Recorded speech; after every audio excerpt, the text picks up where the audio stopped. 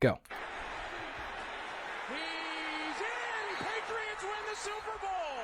Get the duck boats ready! After 39 long years, the Cup is back home! The Bruins are 2011 Stanley Cup champions! Back to Folk. Red Sox fans have longed to hear it. The Boston Red Sox are world champions. Anything's possible!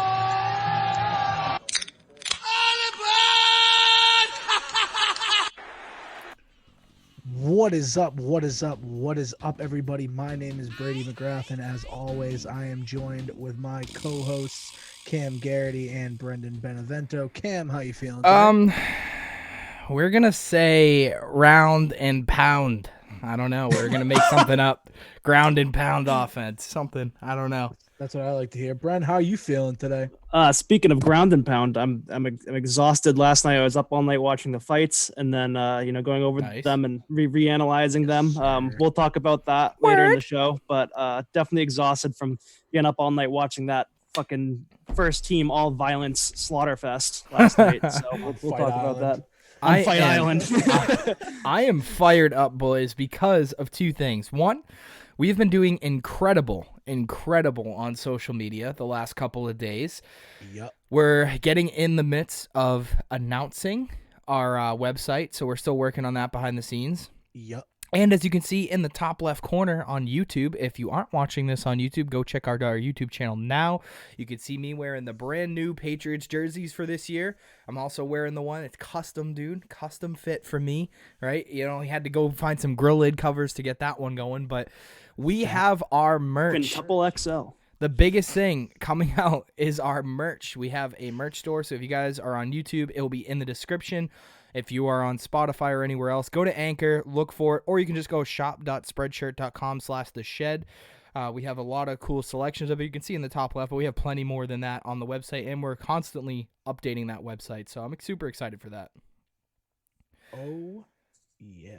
We all bought some stuff, too, so I'm excited to start wearing those on the next episode. As hell. The hoodie I got is dope. Like, it's sick. Yeah. Like, I can't wait for that to come in. No, I like it, too, and honestly, like, I feel like what we wanted to do when we created our merch was basically just be like, let's make sure we can make things that we can wear, but that even people that don't watch our show, people that are like, oh, that's a cool design, I want to wear that. So we're still working on that. We're still taking suggestions, still improving things, but at the same time, there's going to be merch in there. It's like, hey, that's just funny. That's cool. I'm going to wear it. Fine. I'll grab it. And speaking of that said merch, if you go over to our Instagram, which is 40 Dads Podcast, you can actually enter into a giveaway to win anything of your choice on our website for free, sent to your house directly. Anything that is on our website in any size, any color, whatever's available, anything you find on our website besides us, we can be sent to you in the giveaway. So enter that giveaway on Instagram. All you have to do is follow us on Instagram, tag 3 of your friends, add it to your Instagram story, and you're good. You're entered in. We're going to be announcing that on the next episode.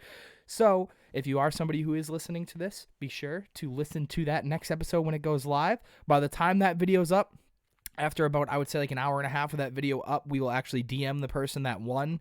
That way, so we can create a little bit of suspense. So you have to come check out and see, and that way you can know right away if you've won or not. Instead of just sending it to you beforehand, we'll get some suspense. But I really like all this stuff we're going. Bren, what's your favorite piece of merch so far?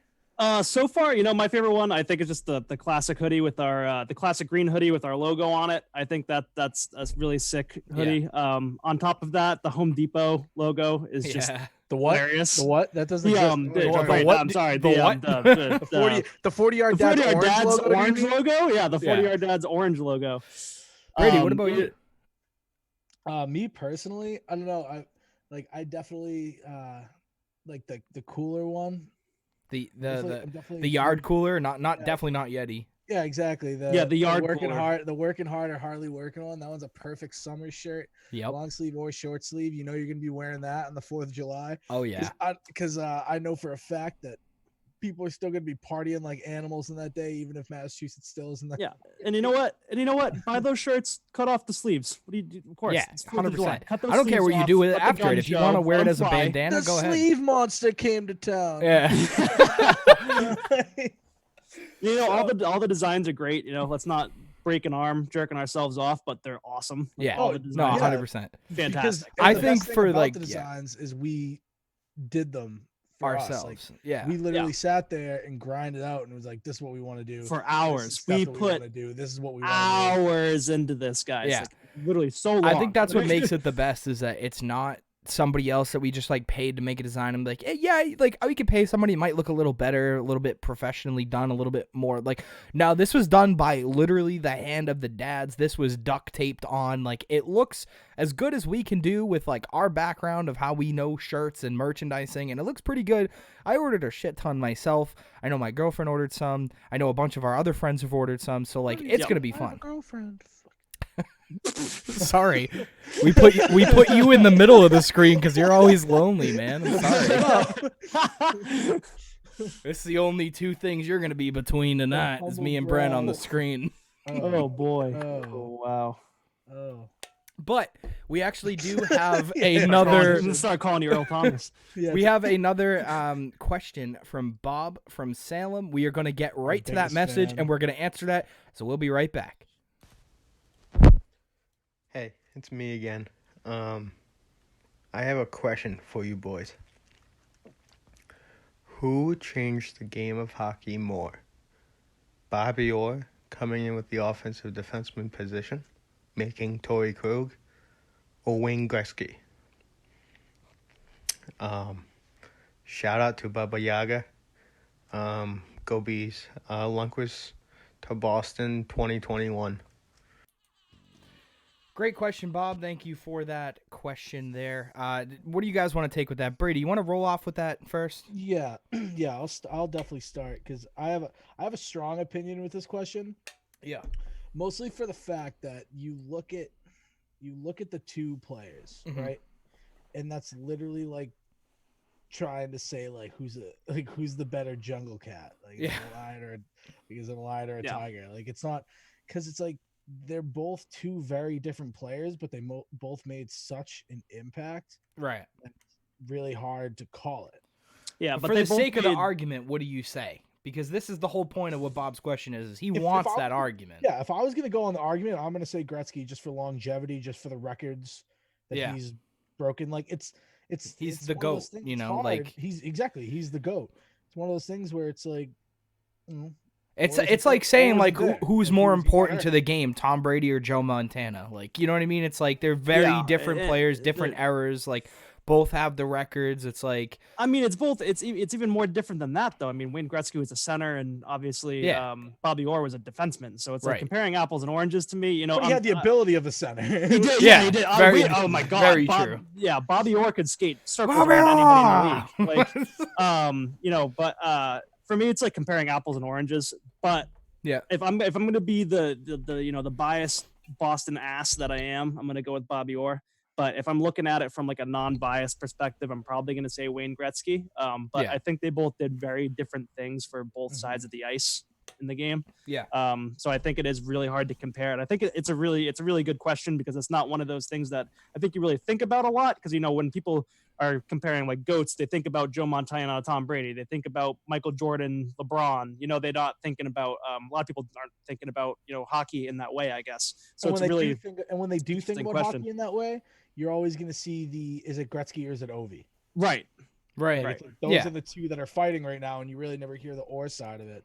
It's just one of those things where it's like it's hard for me personally to say Orr, mostly for the fact that, you know, he kind of had that shortened career. Everything got cut down because of his injuries and his knee injuries, man. Exactly, his knee injuries. It's one of those things where it just really cut him out. And could he have, you know? Of course, he could have had a way more success as he already had. But that's kind of the asterisk reason why I gotta say Gretzky. Yeah, I mean, late 90s, that guy he couldn't even walk anymore. Yeah, you know. I would say something to kind of help with this argument is taking a look at it is we didn't get to see either of those players play, right? So when we look at something like this, where it's like, what is more important to the game? Who is the player that in your mind you see out there on the ice today? Who is in that mind that people are always mentioning, right? Who is that player that left their impact? And unfortunately, outside of Boston and everywhere else in the league, it's Wayne Gretzky. So that's kind of what it is for me. You know, he's the greatest player of all time. and you have Ovi chasing them now. Like, these are these numbers that are attainable by these players in this current day and age that are trying to get there. You don't hear many people being outside of Boston being like, and he's chasing Bobby Orr for his stats. Yeah. Like, you know what I mean? Like, you don't really hear that. So as much as I love Bobby Orr, I'm not discounting any of what he's done or what he's done for the game, but in a sense of who's done it more for the sake of the argument, I think we're going Gretzky on this one as well. And I mean, even if you're talking to people that like don't know hockey at all, if you say Wayne Gretzky, they know who Wayne Gretzky is. Like it's just that's how much of an impact he had, and that's how big of a megastar he was. Right. There was an episode of Everybody Hates Chris where you got the hand-me-down jersey. No, you don't remember the show Everybody Hates Chris? It was a joke. It's a joke for the fans. Oh, Chris O'Brien. Does Brendan know that show? Yes, I know everybody. He wasn't born then. Puzzled for me. Yeah, I know everybody. He wasn't born then. He had the jersey, the Wayne Gretzky jersey. Yeah. And like he got like a hand-me-down jersey because his dad is cheap. Like all those things. No, but I mean, just like to speak with what Bobby's saying, I think all three of us are going with Gretzky. Bobby, great question. Awesome question, as always. Great question. Thanks for calling in. And again, Brady, we're actually going to be getting to your Brady bomb a little bit earlier in these show segments, but I actually have a little bit more breaking news that are actually going to add as we are recording this right now, is that Robert Kraft is auctioning off his Super Bowl LI ring, the one with the Falcons, for the All-In Challenge. For the All-In Challenge. Oh, okay, that makes more sense. So there is a chance that fans out there can win the greatest comeback. Robert Kraft's, the owners, which I'm glad it's not Brady or Belichick, because like fans, for the low price of $30,000. Yeah, no, but I mean, like that's what I'm saying. Hey, man, if you can, it's going to a good cause. Whatever happens, I hate that we have to like incentivize people in today's day and age to like really get that, but hey, I mean, that's pretty cool. So Brady, let's get over to your Brady bomb. Let's hear what it is. All right, so there are a few things that I got today in the world of soccer. Okay. Surprise is getting hard right now. Starting with a lot of like the European leagues, there are a lot of owners that are pressuring players to start. They're pressuring players to want to push out for the league to start again. Yeah. Because the players don't feel fully comfortable with that happening yet. But there are a lot of owners, I guess, unanimously that are trying to push their players to be like, you guys are, more of leaders, say it to the World Football Federation and other things like that. Okay. And then my other news in soccer today. Oh boy. Is that the U.S. women's soccer are heading an appeal for their fair pay fight. Word up.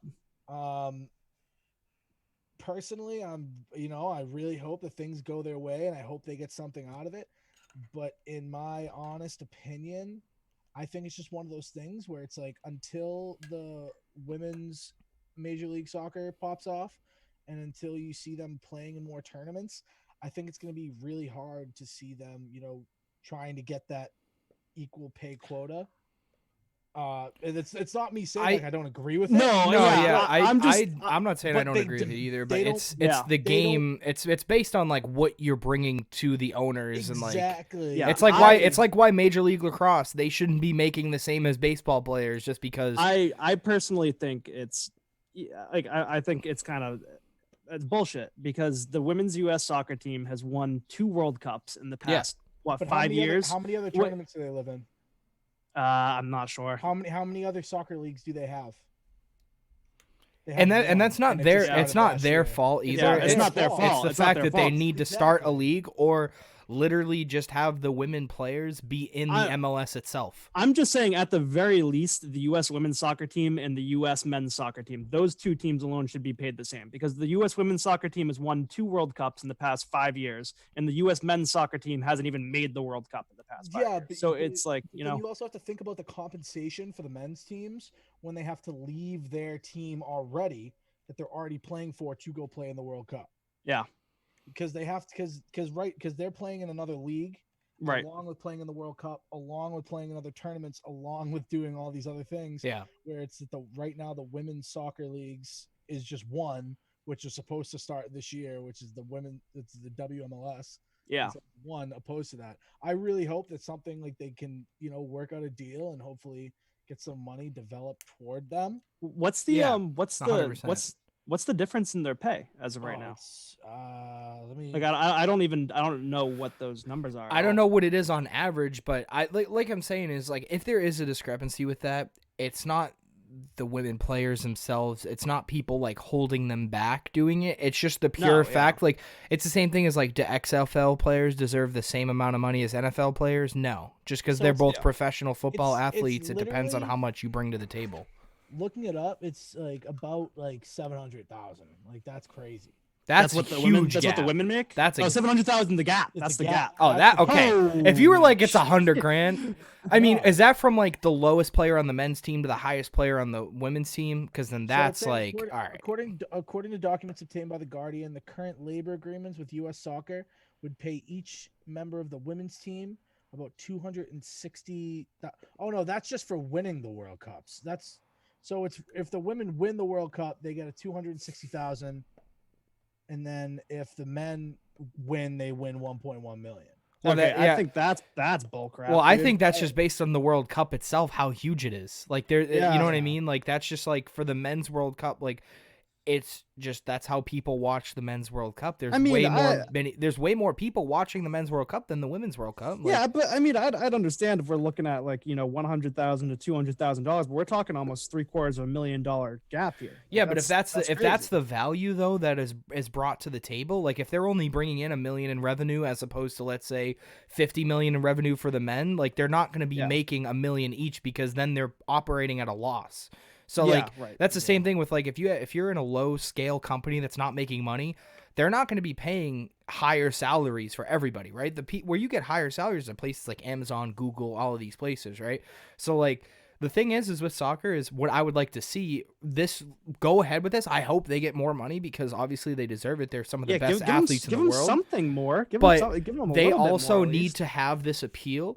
Also include with maybe more televised like and more what's the word I'm looking for, like promoted female events of sports, because that's what's going to get them the more money, not just saying we want more money. Like you need to have a plan in place that's going to then get you that more money instead of just being like we're going to play exactly everything the same but we want more money. It's like saying I'm only going to work 20 hours a week. But I want, That's not up to the players, though. That's up to the owners. Right, that's what I'm saying. The clubs, that's up to the league. But they're also in that's not unions. the players' fault. They're also in unions that they can fight for that. So it's like at the same time as like, you look at it this way, it's like it's like asking for like, I want $40 an hour, but I want to do the exact same thing I was doing at $20 an hour. It's like you need to add more value because frankly in this world, like the way it works is people are just going to straight up look at that and be like no. But if they have a plan in place, like if they work with these leagues and say like we need to have better programming, we need to have better marketing, a better push for people to watch these sports, then 100% coinciding with the raise. They should get the raise first, but they should also have the setup with it. They should be marketing and doing all this stuff anyway. I mean, these teams, like especially the U.S. women's team, it's probably arguably the best women's soccer team in history. They should be marketing the hell out of that. Those are great role models for kids. It's it's great marketing in general. It markets itself. They need to be pushing on that. And I, in fact, I'm not a huge soccer fan. The two soccer events I watch in the World Cup is the men's and the women's team for America. I watch both of them. I've seen both of them, and they're both very equivalent products. So if you want to make the argument that the inequality is not in the pay, but it's in like the product and the market, then that's 100% like that's an argument you should have. But when you fix that argument, then the pay comes with it. It's not the pay comes first and then everything else, because owners are just simply not going to do that. Leagues are not going to do that. People paying these salaries are not going to do that if that sport is not the same thing. It's the same thing with like the minor leagues in baseball. Like those players aren't making $100,000. Like obviously they're different level of class of athletes, but it's the same thing, right? The production value and the value to the fans is much higher in the MLB than than AAA. The same goes for like men's and women's, right? So like if they're very equal products, which I think we can all agree they're very, very similar in talent based on like who they're playing against. Like the American women's team is very, very good. So if that's the case, then they should have their own league that is also very, very good, right? That is equal with the other very, very good of the men's leagues, right? So I for one think that that's what has to happen first. Not just like I want more money, give it to me. It should be need, like I want more money, but I also want to be televised. Like I also they need want to this. they need to expand the entirety of women's soccer. Right. That's what we're going for. That's the first step. That's literally the first step. And that will make them equal with that league. I think I've been a very huge proponent on this. I think the way people go about things in our society, but especially in sports, is like I just want more. Is never going to work. It's I want more, and this is how we're going to do it should be the approach. Yeah. And so, breaking news, this podcast gets in the wrong hands. Brady hates women. Yeah, straight up. That's what I was thinking, the same thing. I'm like, dude, I could say the most like professional thing, and then people are like, put out a freaking political ad against me, like he hates women. And it's like, no, I don't. We're like they have the same talent. They just need better marketing. Somebody's gonna take one little snippet of that, like out of context, and just like better marketing. They can't pay for it. There, I'm dead. I'm gone. Yeah, because it's definitely not the talent. It's the marketing. It's a great product, 100%. Yeah. So that's a good find, Brady. Anything else there, or are we kind of wrapping up with that? I think those are definitely some massive bombs that I dropped. They are. You dropped a huge conversation. We need like a sound effect, like a Brady bomb sound and effect. And then just like a So speaking on leagues that need to do a lot better, the MLB is actually announcing that they are going to be sending out, this doesn't mean baseball's back, but they are sending out a proposal to their Players Tuesday, which will outline basically what they're going to do moving forward, coming from the owners and everything like that. So I wanted to ask you two, what do you think is going to be in said proposal? Or even if you don't know what's going to be in the proposal itself, what do you think that the league should do based on everything you've looked at, what you think is the right course of action, everything like that? What should you do to get this season to start? Well, I'm going to start with, obviously, from the success that we saw with UFC 249 last night with no fans being in the arena at all. I think the first step to bring baseball back is probably to have no fans in attendance, which sucks because like a lot of the appeal of baseball, and this goes for myself as well. I've loved baseball. I've always loved baseball. I've always loved going to Fenway and seeing the Sox play. But it's what you need to do to keep the sport alive. The experience is a huge part of it because it's the matter of like actually going there and getting the food and drinking the beer and like the 7th inning stretch and like everything going on with that. But it's just, in order to get it started, you have to take away the fans because as long as there's no vaccine, that's going to be a hotbed for this virus to spread. Yeah. If we're going to see any sports being played, you got to take out the fans. Yeah. Brent, I think I agree with you taking out the fans, but I think this is a huge opportunity for baseball because of one thing that they had an issue with, right? I used to love baseball. It used to be my favorite sport. It's still up there. I still love the sport. However, what happened in the past was that people were falling asleep at games. Games are taking too long. People going to the games. I think this is a great opportunity to start refining the approach of that game because if you think about it this way, right, people are going to miss baseball. The 3 things that I was calling for really to fix in one of our episodes way back when was literally fix the pace of play, right? Make the games quicker because 3.5, 4-hour games are just, nobody has the time to do that. Have less games on less games in general. And if that involves just taking some games off TV, but still playing 162, fine. Yeah. But nobody has the time. Like it's just too like saturated. Like nobody wants to come watch like a baseball game that's on 5 out of the 7 nights of the week. Like nobody wants to watch every single day, right? The reason the NFL is so successful is because it's 1 day a week. The reason basketball is successful is you maybe have 3-4 games max a week. And it's like same thing with NHL. So and the same thing with like UFC. You have like a fight every couple of months. And it's like that's why those things are successful in America and starting to be more successful is like UFC is going to start taking over some of those smaller things. Esports are taking over some of those low tier sports. So I think starting off with no fans is a big thing. I also think even though this is not virus related, fixing the pace of play while you're in these games, I feel like you're going to start telling pitchers like, look, we don't have fans, right? There's no mental like behind the scenes of this game. Just get up there, pitch the ball, play just like it was, in the 20s. Like, let's go. Come on. Yeah. I mean, they had a good start to it when they added in basically like the shot clock for the pitchers, But then they kind of completely negated that, adding They in didn't the really replays. So yeah, they didn't really like, enforce it either. Like yeah, that. no. They were so just I like, think it's that was a there. good idea. They didn't have enough time. Like, Yeah, it was just like, dude, like that's the point. Like it's like Yeah, right. it'd be like holding the Stanford's ball turned in a lot of basketball for 24 jobs, so seconds Yeah, and if be you- like, if I don't you- have if enough you time go to over- shoot. If you go over the shot clock, it's a ball. Sorry, that's just how it is. Yeah. Like you lost a pitch. Step it up. Like, Yeah. You sit there all day, Stanford's David bad Price at is gonna his walk job. everybody. like, Yeah. Yeah, I think definitely shortening the season would be important too. I mean, I love baseball. I love the Sox. I watch as many games as I can, but I don't have time to watch 5 games in a week. You know, I- That's just how it is.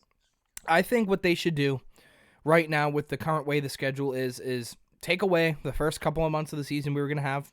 Started June 1st, maybe even fucking started July 4th. That would be awesome. 4th of July, baseball's I said that a back. couple weeks ago. I said Right? that a couple I would weeks ago. go Bring it back on 4th of July. ballistic. But Dude, Red baseball, Sox opening day, 4th of July. Bring it on. 4th of July, right? Cancel all the games up to that point, right?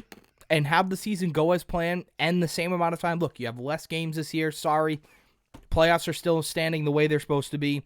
Trade deadline might move to like September 1st, right? It's a shortened season, whatever. Play it short in those times if you want to do. And you can play, whatever, I'd say it's 90 games in 4 months, something like that. If that's what you want to do. Or if you want to just shorten the season and do like 3 games a week and have that go until the playoffs, that's fine too. I said a long time ago, a cool, unique way to do like the games would literally be to just play a 3-game set every single week against a different team, right? And you would just play Friday, Saturday, Sunday. So that way you wouldn't have to carry so many players on the roster. You'd play Friday, Saturday, Sunday. You know, hey, Chris Sale's our Sunday pitcher. Word, I'm going to the Sunday game, right? You'd have all these people seeing these guys. You'd have teams with better pitching because they would only have to carry 3 guys. It'd be entertaining because you'd have a week to prepare. And it'd be a 3-game set every weekend. Play Friday, Saturday, Sunday, bang. No games Monday. Nobody watches the games during the week anyway. You know where the most baseball is watched? Friday, Saturday, and Sunday. Well, yeah, that's how it is. That's how it is, especially summer months. That's Everybody's where out most doing sports things. are watched. If it's like June, mid-June, and a game's on like Tuesday at 1 p.m, nobody's gonna be watching that. Like, I'm sorry, it's just how it is. People are working, people are out doing things. It's just how it is. Unless you're at the game, like, Yeah, but that especially was in the their summer. big. But that was their big thing in the summers. Even if people aren't watching it at home, they're selling those tickets, and they're not going to be able to do that this year. So they really got to figure that out. And I think that's one thing that might be in this proposal is maybe like limiting games to like certain days of the week, even if they have to do like, maybe if they have to do like a doubleheader, which would be insane. But like, well, the same thing with the tickets argument is they're making money off tickets and all their concessions and everything, but not 90%, but like 75% of revenue from all of these sports comes from their TV deals. The money they sign with these big corporations so that they can be put on TV, right? Like, we're talking like billions of dollars put into this to be like, you know what I mean? Like, that's where all this money's generated. That's where these teams can afford $350 million contracts, is because they're on TV so much. So you might lose a little bit of that, but I mean, what's it gonna do? Take away some money from guys like Mike Trout? Like, you're not gonna be making $500,000. Like, yeah, Mike Trout, who's sorry, on like $1 billion. $500 million. Like, sorry, man. Like, whatever. Like, you know what I mean? So I think those are some fixes there. They did make a fix the other day with taking the draft from 40 rounds down to 5 rounds, and then all of the players that didn't get drafted are actually going to be eligible to sign a $20,000 maximum deal. So God. essentially, you Thank pick God. in the first 5 rounds, you pick the guys you want on your team in the next couple of years. So it's going to start making it a little bit more like the NFL and the NBA. And then everybody else that you're going to draft and store in your minors anyway for depth, you could just go out there and sign the players you want. Yeah, because it's stupid the way it is right now. Good. There's 40 rounds. There's 40 rounds. Each team is picking like 100 players, and of those 100 players, like 5 are gonna actually make the roster. Like, it's so stupid. And you'll be lucky if you see anybody wants to within watch 3 years. and nobody wants to watch it. Like, Look at Ice Horse. think about think about Rusney Castillo. Yeah. You want He is to know what's never funny? Going to leave the AAA division. No, Do you want to know what's funny about Rusney He is our Castillo? hero there. Like, it's- Yeah. Do you want to know what's funny about Rusney Castillo? When he was signed, I literally wrote an article on my old baseball website that I said Rusney Castillo will be the first Cuban bust. And there he He is. was. Well, he wasn't a bust because he's a hero. All right, I don't give a shit about AAA. Yeah, he is. That Well, man now he's a Woosok, all right? Now he's over here in Worcester. Hey, you know I was what? over here in Worcester. Out front of I was over here in Worcester. Stadium. Yeah, he does. $30 million. Does. They paid him $30 million a year to be a AAA hero. That is a bust. And he's awesome. And he's the best. He's the best AAA hero there ever was. I found earlier today. I found another development about like the season coming back and everything like that. There are a lot of teams. The Cleveland Indians are like the first like public team to say it. They're telling their players to like get ready for it. Yeah. They say, I was reading a lot of articles going on from like ESPN saying that they were planning for a spring training in June, mid-June, and the season to start in July, like early July. Yeah. If that were to happen, July 4th. that would be 4th massive of July, dude. just for the sport of baseball if they are the only sport that's on too. Because people are literally like craving sports, like drooling at the mouth for sports. The NFL draft was the most watched NFL draft that they've ever Do had. you guys want to hear something crazy? Speaking of hear something crazy? If You want to hear something crazy? baseball The was, accent, kid. It's coming out. baseball, Get if your baseball dunks merch, kid. if baseball was the only, you said baseball is the only sport on. UFC right now, they have to. In order to get their $1 billion from the TV company from ESPN, they have to have 40 fights a year, right? So 40 cards throughout the year. So far, they've only had 3 in 2020. So with like 6 months left to go in 2020, they have to put on 37 different fights. So there's going to be like a new UFC card going on every other weekend. There's one in like 3 days.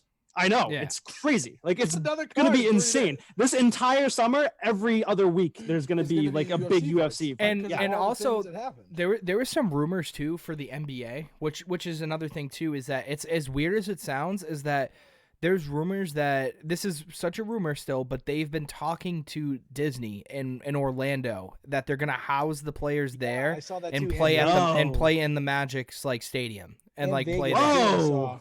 Mhm. And play in Miami and play in Orlando and like Yeah. house everybody in like Disney World and like just use that because Wow. like they have so many people going to their parks that like they can't like do that, and that the NBA would pay them enough to where it would like offset the loss of not opening the parks to guests, Which is basically. bananas that is the amount of money that the NBA would be paying them. Because like Yeah, paying them they've is, like, lost whoa. $1 billion like a month. $1 billion out of the $75 billion they make every month. But yeah, No, but like they still like they don't make that anymore. No, I'm saying like they lose like, we own 1 in 3 companies. Wah! but that's what I'm saying though, is they literally have lost so much money that like they still have a crap ton. Like I'm not saying they don't, because like they have Disney Plus and like everything else that they buy and all the other companies they own. Broke. But like think of how it His is. head is melting. Oh my god. Think of how it is though for think of how it is though for their company, like how ingenious this is, right? The NBA pays you money, right? So that the NBA could be televised on ESPN, a company you own, right? Like, so it obviously makes sense of why like they want it to happen, because they own ESPN, they own all of these properties. They're like, yeah, sure, come on, house your players, pay us money for doing this, and at the same time, we're gonna pay you money for putting this on TV so that we can make more money. I mean, then saying it's in talks is just bullshit, because Disney owns ESPN. It's not in talks. They're just gonna do it. Like, this is, they're just gonna funnel Well, themselves money. it's more about it's more about silver. It's really about what the NBA wants to do. That's why it's held up. The NBA is gonna go along with it. Of course they are. Yeah. It's crazy though, because it's like you look at it and it's like there are like so many like owners that are being like, yeah, NBA is probably not going to happen, and then there are all these players that are like, hold up, what do you mean? We know never it's said gonna-" that. Like It's like, LeBron yeah, is like, that it's- never happened. Yeah, when LeBron said that, like I love look, LeBron is great. He is the greatest player of our generation. Great possibly personality. of all time. Exactly, great personality, everything about it. But like, LeBron needs to chill out with that. Like, when the owners straight up say it's like there was an owners meeting and they said, well, the NBA might not come back, and LeBron goes, hey, the owners never said that. It's like, you're not the owner. Like, what is going on? Like, you don't know. Like, He's LeBron. He knows everything. Yeah, I am clearly. Braun. He's being told. He's definitely being told things, but I feel like, dude, like, chill out. Like, I understand you want basketball to come back because you're getting older and there's nowhere else for you to go at some point, and you knew this year was going to be a year you probably want to ring again. Listen, man, once super team, but no, it's not going to happen. Seriously. They can't Once- cancel they can't cancel the season with the Kobe year. They do not want to do that. no, yeah, you No, can't do no, that, no. man. You can't do that. Like they need it to be like go out and play for Kobe. Like this is the worst year ever. dude, like LeBron, like what you're saying, Brady, is absolutely true. And like LeBron, like right now, he's filming Space Jam 2. The man's career is done. Yeah. The next He is year, getting out of 2 there. years, you know, like there's only 2 ways that I think this NBA season is going to end. You ready Okay. for this? And it's going to be with them playing, but it's either the Lakers are going to win, yep. and LeBron is going to stand up and go, "This is for Kobe," and like everybody's going to go nuts, like that's and I've always gotten such hate comments whenever I say this, Oh no. but the Lakers are going to lose in the finals to the Celtics to make the people hate the Celtics even more for that rivalry. But it's also going to be good for Yeah. Tatum because Yeah. because imagine Tatum's- the Celtics ruined the Kobe year. oh yeah Reignite Yeah. hatred, the we pure ruined hatred everything. between Boston and LA, just the hatred. But the thing is like NHL Tatum would be NHL doing it gets for himself canceled, too. It just Like, gets handed to the Bruins, and then Oh the, my then the God. Celtics beat the Lakers in the finals. title town, baby. Year, like Total title down. town, baby. Like it's over. Like everybody's gonna hate us forever, and And I'm then- fine with it. Everybody in LA is gonna be like, "What the fuck?" I'm be like, "Title down." Title town. Like, it's straight up. Like, Oh no! Can you imagine that? I mean, the one silver lining of that would be Jason Tatum was like Kobe's protege. So, Yeah. like, I guess that's like yeah, you know, but it's still the people are Celtics. calling it the And yeah, that'd be the Hell worst. yeah, it is. Yeah, dude. Oh my god. So with that, I kind of want to transition to something we actually started over on Instagram. This is a new weekly segment. We hope that it still runs while no sports are going on, but it's called the Buckner Award. This is for literally the bonehead of the week. This is the player that has done the dumbest thing. So if you don't follow us on Instagram, another reason to go follow us on Instagram. But on Instagram, we ask you guys every single week around Friday or Saturday night to vote on which player had more of a Buckner-esque kind of moment. And it's not really necessary always Completely related. unbiased Boston thing to say too, right? Right. hugely unbiased Boston thing to say. And yeah. it also has to be and has to really rely on like doesn't have to be on the field, could be off the field, right? Could be anything like that. as with these something weeks. As with this- something as of this week. It's basically, for those that are out there, it's just the bonehead athlete of the week. It literally could be a cricket player. It could be anything, like whatever you guys want. We'll take submissions. Whatever goes on is going to happen. This week, we had it up between, I'm not even going to read who was up between. It's going to Earl Thomas. It's got to go to Earl It's Thomas. Earl There's Thomas. no way it wasn't gonna go to I Earl don't care Thomas. about leaked DMs. I Yeah. care about a man cheating on his wife with a random girl and his brother. His brother. And his wife caught him by snap maps. Oh, no. She went on his Snapchat to find him, found him at the seedy motel, and then held him and the 2 others at gunpoint. Yep. Like, The man was clapping cheeks. and then with Earl his brother. Thomas that night Earl made Thomas a the second. comment about it. That night made a comment about it being like, my agent's already called me and told me this is probably going to be on TMZ. So I'm going to respond first by saying we'd really, respect to have our privacy in this situation. It's so hard to respect your privacy in a situation like that. How do you? It is. Your No. wife is holding a gun to your head, ass naked, while you are in bed with 2 other random girls and your brother. And I thought That is what's happening. A You want to thotty and keep your it brother. private? You want to keep it within the family? You were keeping it within the family as soon as you stepped Nothing- in the bed with your brother. All right, that was keeping it in the family. For real, like there's nothing he can say or do to be like, look, we want to keep this private. But I Like- think I saw a bunch of stuff about this. Like I saw somebody like tweeting about it. Like there were so many people that were so angry about everything. I saw one person say like, and it was catching like a little traction too. Then the tweet's gone. I'm so happy it probably got deleted or reported because they're stupid. This girl is saying that Earl Thomas should be ashamed of himself. One, I agree. But then the second part of the tweet was league should take action. Why? On or what? Sexual promiscuity? Like, yeah, no, dude, I don't know. Do you want the infidelity was a finable offense in the NFL? No, and I think the worst part about it is like, dude, like with this Buckner Award, I was like, I kind of felt bad, but at the same time, I'm like, man, like it'd be one thing if you like got caught cheating and like it was whatever, and like your life is out there. I'd be like, all right, dude, get out of this guy's life. You know what I mean? Like whatever. Like it's the whole situation. I'm not sticking up for him, right? I'm never sticking up for him, but I mean, like, yo, if it was just like him and another random girl and his wife caught them, like leave that to themselves, even though he's in the wrong still. But the fact that it was held at gunpoint with his brother in a motel, caught on SnapMap. It's like, dude, you were asking that up. You were asking to get caught. Like that was so stupid. You can't make it up. Like that is and the worst part. It wasn't like and the best worst friends. Like, and the worst part about it is it means he's done it multiple times. Because of he's cheated on her multiple times, because you don't just like be like, I'm gonna cheat on my wife, and you know how I'm gonna do it? I'm gonna do it with two random people and my brother. It's like you work your way up to that, like you know what I mean? So like he probably did it on road trips all the time, and then was like, all right, you know, like you know what I mean? Like just unless it was just like his brother was like, yo, I got this opportunity for like a 3. Yeah, like, just like a random text. He's like, you just like text him. He's like, hey, you know what I got? He goes, what? He goes, come to this motel. Hey, bro, here's my iPhone. Third floor club. Hit the ping. Third floor of the Motel 6. Like, if you know, you know. If you know, you know. If you know, you know. Think about that, but if you know. Oh boy. Earl Thomas, you are the Buckner of the week. You don't win anything. You don't win a Super Bowl, so it's fine. You did it. You did it. Buckner. We should tweet it at him. We should like make a little trophy. Then we should tweet it at him. Nah, that would be way too toxic for us.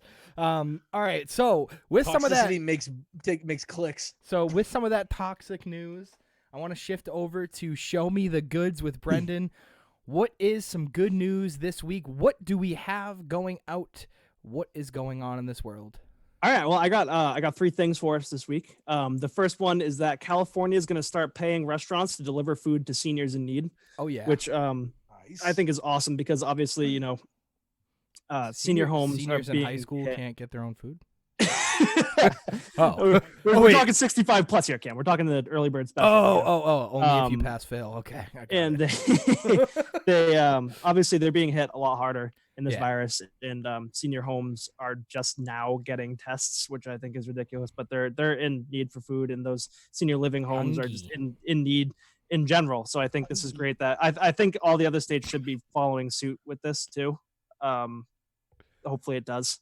Next on the list is Portugal is preparing several billion-dollar clean energy projects for post-coronavirus future, which I think is sick. They're spending billions of dollars into putting up solar panels and renewable energy and like more electric-based things, thermal energy, things like that, which I think is really, really cool. Yeah. And then lastly, the artist Banksy, I'm sure everybody knows who Banksy is. He just randomly pops up like once a year and leaves this beautiful masterpiece randomly in the world. Nobody knows who the fuck he is. And he just kind of leaves it and just goes, here it is, and then disappears for another 6 months. He's been showing up at hospitals in the UK with superhero nurse artwork. Like he's been turning the nurses into these like awesome, great, crazy looking superheroes and dropping them off at these hospitals. And they've been hanging up in That's awesome. Their hallways, which I think is super, super cool. That's some good news. And those are the good. I think kind of just talking about that, especially with like our seniors today, like it is super hard to like really just take care of them in general, but like the hardest part I think is like feeding them, because like they can't go to grocery stores, and even so they can't really cook for themselves. So it's like being able to like have food delivered to them and like have it paid for, and they don't have to worry about it is like a huge thing, because like sometimes their families can't get to them, you know, like their families might be at risk, and they're like, I can't go visit grandma because I might have the coronavirus and I can't go deliver her food because it might kill her. So it's like, it's very scary for a lot of people, but I'm glad that they're paying for it. So that's an awesome story. Yeah, no, I think they should be in general. A lot of these people in the nursing homes can't even leave their beds, right? Let alone fend for themselves food wise. So they need it. That's awesome. The nursing homes are in such shambles right now anyway because the virus is just ripping through them. So they don't have the funds. They don't have they need that support. So awesome. So kind of.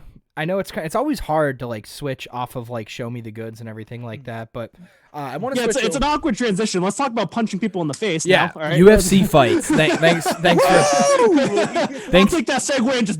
Yeah, I can't. The segue has a weight limit, so I couldn't really take that one. Yeah, there, all right. So. It's time to talk about first team all violence that happened last night. Oh my God! Woo! First of all, I want to talk about that Cowboy Cerrone fight because. Dude, Cerrone's killing me with these losses. He's killing me with these losses. Also, Anthony Pettis ate that head kick in the 5th round like an orphan eating a free lunch. Like he just took it to the dome and just kept going. And he was like, "What's up? I'm back." Brendan just went to talking about free lunches for the elderly, and then just immediately ate that like an orphan taking a free lunch. Like way to transition from fucking bad cop to good cop. Hey Brendan, way to push your brand on that "show me the goods" thing. Dude, I'm pushing the brand. Okay, he took that shin to the face. It was a snap, and like the craziest thing is there's no fans in the arena. So when it hits, you literally sound just like I was like, oh, like you don't hear the crowd. Like you're just like, all you hear is the connections. Like it's just like brutal. Echoes. It's like and then you had Francis Ngannou knocking out Rosenstrike in 20 seconds. That was awesome because Rosenstrike straight up was doing an interview a few days ago where he was like, he calls himself the Predator. I have no clue who he is. Now you do. And then got absolutely bear pawed. Dude, he wasn't even aiming. He was just throwing his arms and just like but he has the ability to do that because he's just a freak of nature. Dude, he's massive. How tall is that fucking guy? He's huge. He's jacked. He's huge. He's a scary man. He's jacked.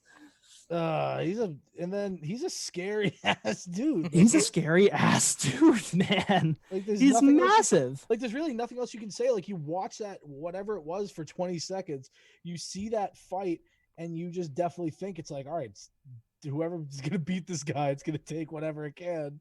Because those are two pretty large men going at it. And dude, those were in 20 seconds. Those are big boys. I was looking like beforehand, like the previews and stuff. I was looking at Rosenstrike and I was like, oh, he's huge. And then I saw Francis Ngannou walk up and I was like, oh, that's a big guy. That's the dude right there. Mm-hmm. Like that is the Hulk. The Hulk just got into the ring. Like he's massive. I did not get to watch any of the fights or the highlights because I actually went away this week.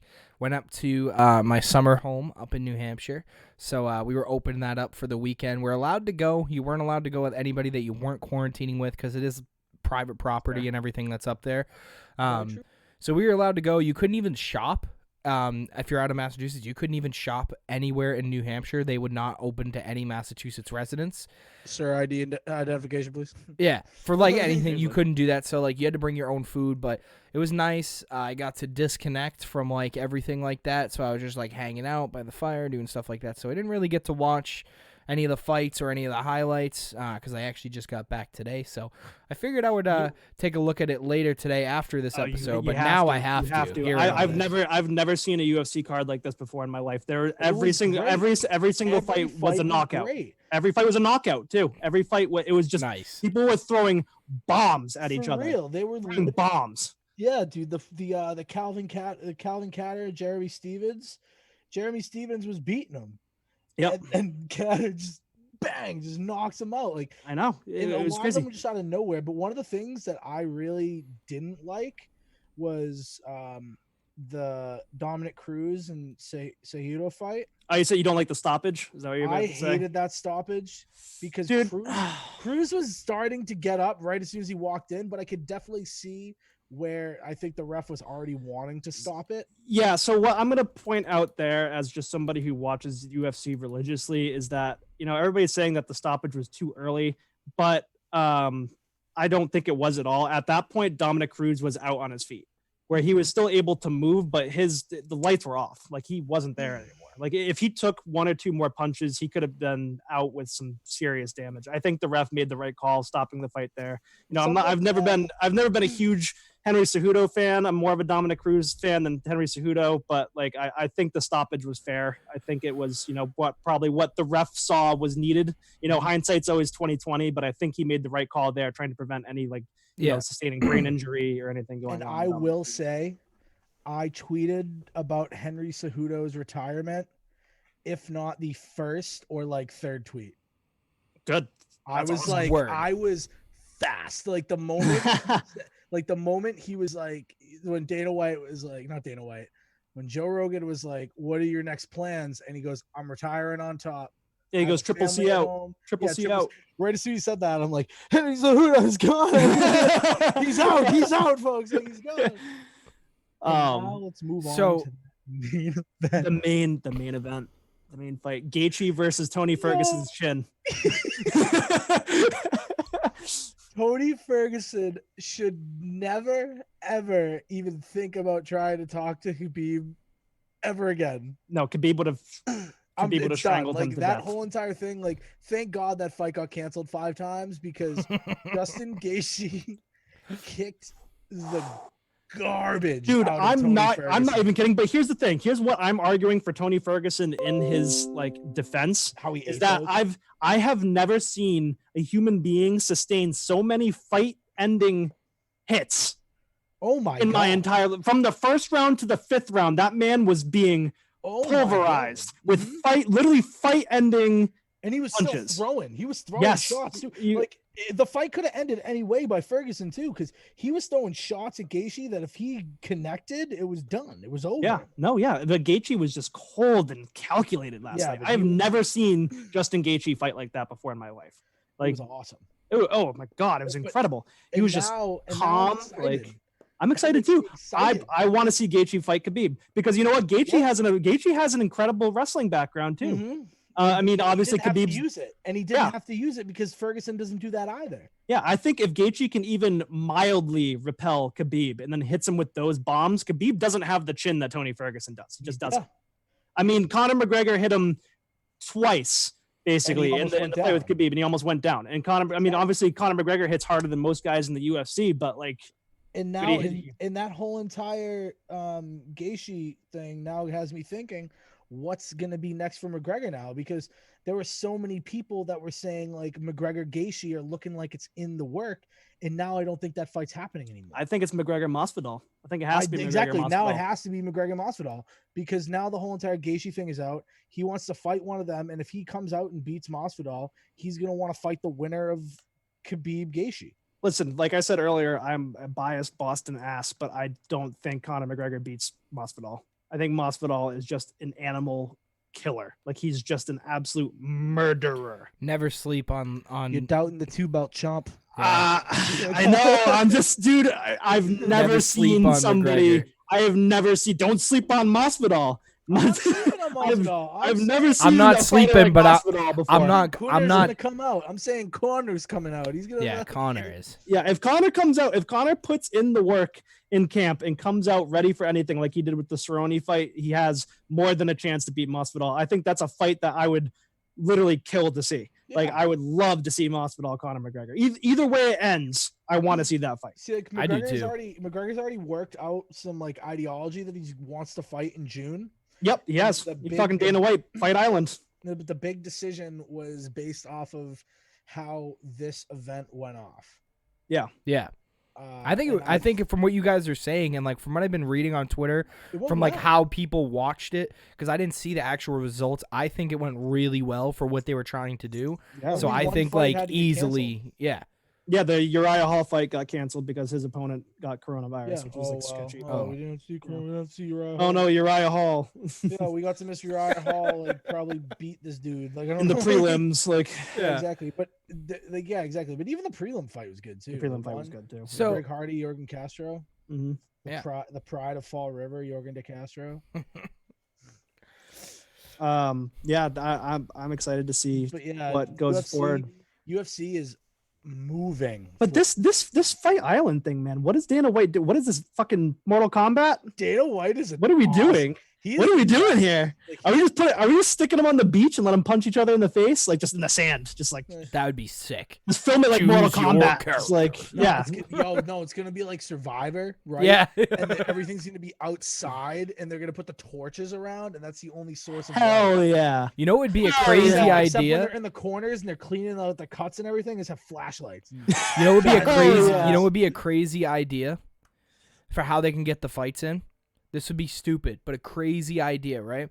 Have each weight class have its own tournament, right? And just everybody get to the island. Every person get to a fight island, and you literally like every other week. This to be Mortal Kombat, don't you? No, like you literally Hell have a yeah. tournament. You literally have a tournament, and there'll be like just a belt, just being like for every class at the end, like you are the best fighter this year, and it's Dude, just it was and it they was could bound just to do happen. this every year.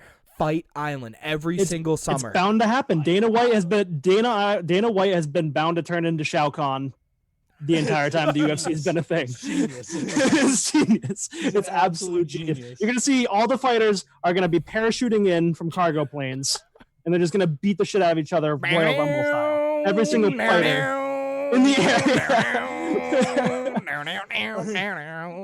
I just like as soon as they land, I just want to see a wheel kick, just like Yeah. Again, in the air. Some folks born made to wave a flag. CCR blasting, helicopters going over the top. Dana White's on a jet ski, like I still think the There's best dolphins thing about that, like the best fucking thing skipping about around.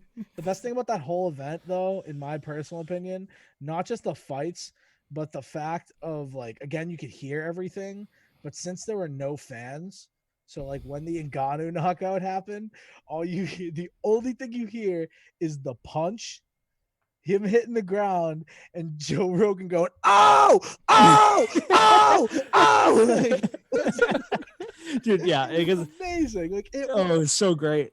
so It was so good. great. awesome. The post fight, and the only thing that I thought was a little clunky was the post fight interviews because like You they don't were know still what to they were do, like they didn't know what to do because like Joe Rogan's like, what the fuck? I got nobody here listening. Like, they're literally like not even they're like looking out at the crowd still. Like there's somebody there. Everybody goes out to like the fans. Like someone's like, "Oh, I love the fans, but I love all you guys." Dude, the Let's whole get it.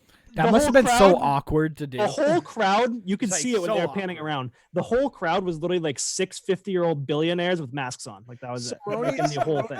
Cerrone's walking out like pretending to high five people. Like it's like so funny. He's like pretending to give everybody high fives in the crowd. Like, Dude, I'm scared. I'm scared Cerrone's done. No, I he's think got he's one gotta- more in him. I think if he loses one more time, if he goes on a 3-fight losing streak, I think he's done. Yeah, be a but he's 4-fight got to losing have one more. 4-fight, yeah. no, 5. It'll be a 5. Yeah, it will fight. be. But like that's Oh, you got to Jesus give it Christ, one right? more. You 'Cause he have to lost give it 2 one more. coming up to McGregor. Yeah. I'm pretty sure it's either 4 or 5 fight loss streak right now. He's cold. I think it's Like, 4. I can't believe he lost to Anthony Pettis, first of all. Yeah. It's Pettis. It's Well, Showtime Yeah, Pettis. but if Both he of needs to them have were one more confused fight. about it too. Like Pettis won, and after they raise his hand, like you see the shock in his face and the pure disappointment in Cerrone. And Yeah. then Pettis, you hear Pettis walk up to him because you can't hear anything but a pin drop, Yeah. and he goes, "Hey man, yeah, you got me actually." Well, yeah, because Pettis said he was like, well, when I got hit in the head like that, I thought I lost. He was just Yeah. like, you know, like because Cowboy hit him with the They most gave vicious Pettis like a unanimous head kick. decision too. Yeah, all That 3 was- judges. It was completely unanimous. What?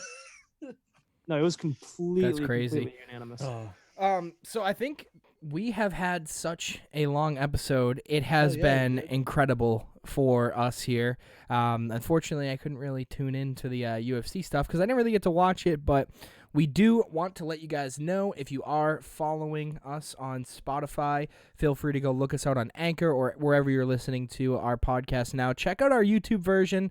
You can see a lot of us, see some of our reactions. Comment down below if you like it, share the video.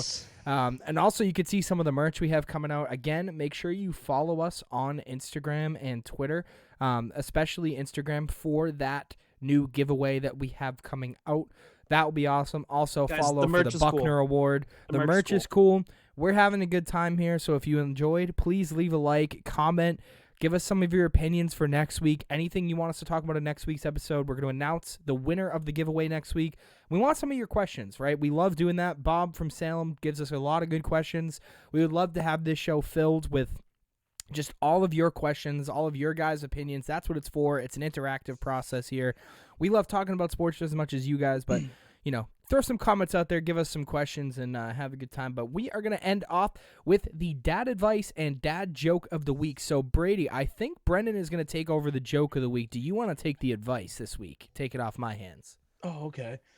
So you give the advice first, and Bren will end us with the dad joke, and we will head the hell out of here because we got to go do some dad stuff, So this one is my dad advice is coming just from a personal experience that happened today. My dad telling me that efficiency is key. Nice. The reason why efficiency is key is he bought groceries today and then told me to come downstairs and be efficient about it. No. He told me to come downstairs with a trash bag. And what we did was we put like 6 out of like the 10 bags of groceries that we had, like paper bag groceries, into the trash bag. And I just picked it up straight and walked into my house. I caught a wabbit. So remember that, kids. Efficiency is key. And you can take in groceries with a big black garbage bag. Make sure it's not used, though. Oh, what? Oh. Wait. No, you're not. Gotta get the fuck out of here. Get on. Write that down. All right, Bren, what do you got? All right, Bren, let's hit us with the dad joke. Let's see. Right, let's see, ready? rookie. You ready? Where did George Washington buy his axe? Price chopper.